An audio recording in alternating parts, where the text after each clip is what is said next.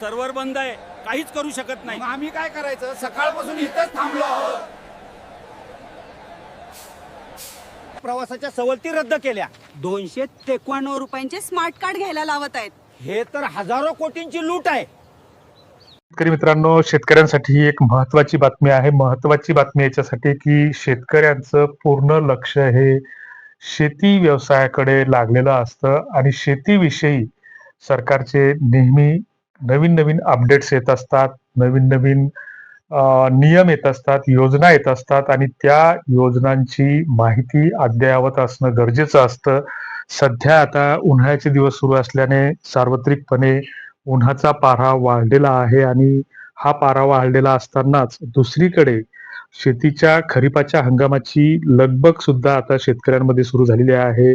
कर्जमाफीची प्रक्रिया सुरू होणार, तिच्याकडे सुद्धा शेतकऱ्यांचे डोळे लागलेले आहेत आणि अशा स्थितीमध्ये खरीपाच्या हंगामासाठी निविष्ठा खरेदी करण्याकडे शेतकऱ्यांचा कल वाढलेला असतो. अशातच सध्या आता हळद ही शेतामध्ये वाळवायला टाकलेली आहे किंवा त्याची आणणं काढणं चालू आहे. तर एकीकडे मजूर मिळत नाहीत आणि दुसऱ्या स्थितीमध्ये पीक कर्जासाठी दुसरीकडे लगबग सुरू असताना लग्न सराईचा हंगाम पण सध्या काही दिवसांसाठी सुरू आहे आणि अशा स्थितीमध्ये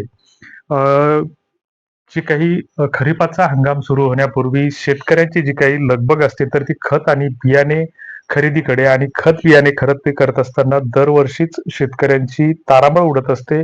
एकतर शेतकऱ्यांकडे ऍडव्हान्स मध्ये घेऊन ठेवायला रोख पैसा नसतो आणि ज्यावेळेस पैसा खिशामध्ये येतो तर त्यावेळेस दुकानावर एकच गर्दी उसळलेली असते आणि अशा स्थितीमध्ये मग नक्कीच त्या ठिकाणी खताचा किंवा बियाण्याचा किंवा शेतीच्या ज्या काही इतर अत्यावश्यक निविष्ठा आहेत तर याचा कुठेतरी काळा बाजार होताना दिसतो. किंवा मग आपल्याला जर शेतकऱ्याला जर एखाद्या विशिष्ट खताची बॅग पाहिजे असली तर त्याच्यासोबत मग 5 बॅगेसोबत एखादी बॅग त्याला दुसरी गरज नसतानाही जबरदस्तीनं घ्यायला भाग पाडली जाते.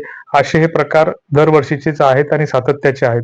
मात्र यावर्षी जे काही सरकारच्या विचाराधीन आहे तर ॲग्रीस्टॅक मध्ये जो काही फार्मर आयडी शेतकऱ्यांसाठी सरकारने अनिवार्य केलेला आहे तर प्रायोगिक तत्वावर शेतकऱ्यांसाठी जर फार्मर आयडी नसेल, जर फार्मर आयडी स्कॅन करूनच खत दिलं जाणार असा प्रस्ताव सरकारच्या विचाराधीन आहे आणि जालना जिल्ह्यामध्ये तसा फतवा सुद्धा काढलेला आहे की तालुका कृषी अधिकाऱ्याने जवळपास कृषी सेवा केंद्रांना तशी पत्र दिलेली आहेत की शेतकऱ्यांचा फार्मर आयडी असेल तरच तो स्कॅन करून त्याच्या शेतीचं क्षेत्रानुसार त्याला खत देण्यात यावं की जेणेकरून या खताचा काळा बाजार थांबवला जाईल किंवा जी काही चढ्या दरानं खताची विक्री होत असते तर ती आटोक्यात आणण्याचा प्रयत्न केला जातोय. बऱ्याचदा असं होतं की ज्यांच्याकडे पैसा आहे किंवा ज्यांच्याकडे शेतीशी संबंध नाही तर अशी लोक ज्या खताला किंवा ज्या बियाण्याला जास्त मागणी आहे तर त्याचा स्टॉक करून ठेवतात आणि नंतर मग त्याचा चढ्या भावाने विक्री करून त्याचा काळा बाजार करतात. असे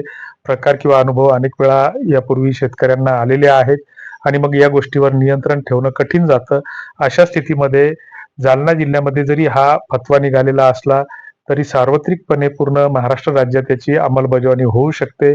तेव्हा शेतकऱ्यांनी एक काम अग्रक्रमानं केलं पाहिजे की जर त्यांचा फार्मर आयडी काढलेला